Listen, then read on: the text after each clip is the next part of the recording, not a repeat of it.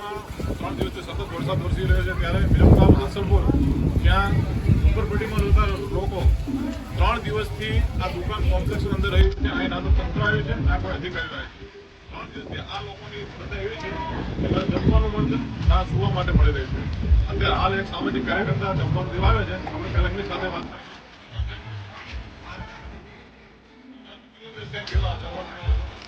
જ્યારે વરસાદની માહોલ હોય વરસાદ ચાલુ હોય ત્યારે ઘરે રાખી પછી દર રવિવારે પણ આવી છે. જ્યારે વરસાદ ચાલુ હોય ત્યારે પણ અમે આવી અને દર રવિવારના દિવસો પણ અમે વિરમગામ આસપાસની અંદર આશરે 4 વિસ્તાર એવા છે કે જ્યાં ઝુંપડપટ્ટી વિસ્તાર છે.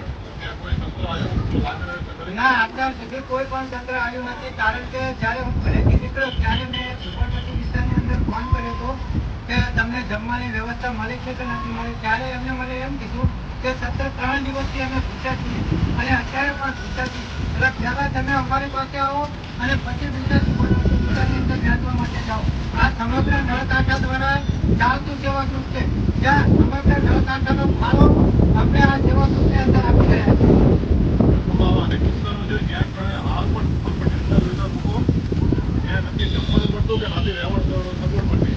અધિકારીઓને જે જવાબદારી હોય છે ત્યાં ક્યાંક ને ક્યાંક અધિકારીઓ આ ખરા કામ કરી રહ્યા છે. અને આપ જોઈ રહ્યો છો કે આ લોકો 3 દિવસથી ભૂખા છે. જે સમાજ સેવકો કોઈ આવે છે જમવાનું દેવા, બાકી અધિકારીઓ હજી સુધી આ લોકોની ખબર લેવા આવ્યા નથી. આપણે એના જે રાહુલ છે એમની સાથે પણ વાતો. શું નામ છે આપણું? કેટલા સમયથી રહો છો? 15 વર્ષથી. વરસાદ કેટલા દિવસથી છે અહીંયા? વરસાદ 4 દિવસથી છે. વરસાદ પડ્યો 3 દિવસ થયા છે.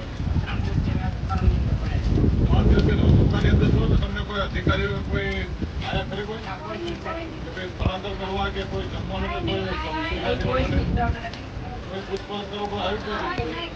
આપ જોઈ શકો છો કે આ કેટલા 3 દિવસથી આ લોકો હેરાન થઈ રહ્યા છે.